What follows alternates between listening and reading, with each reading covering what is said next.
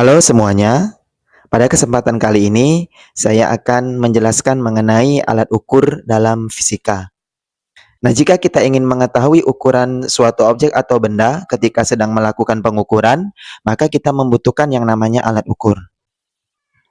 Alat ukur adalah alat yang digunakan untuk mengukur suatu besaran. Nah, berdasarkan besarannya, maka alat ukur dapat dibedakan menjadi yang pertama yaitu alat ukur panjang.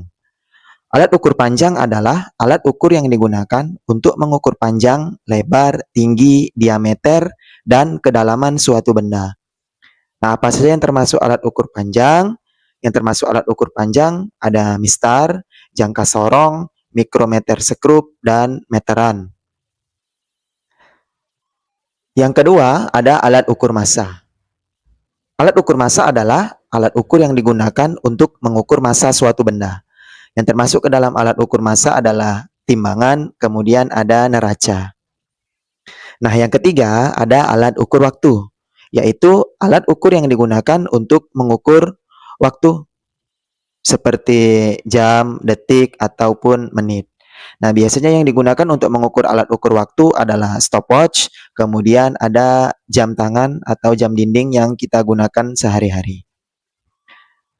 Yang keempat ada alat ukur suhu, yaitu alat ukur yang digunakan untuk mengukur temperatur suatu benda.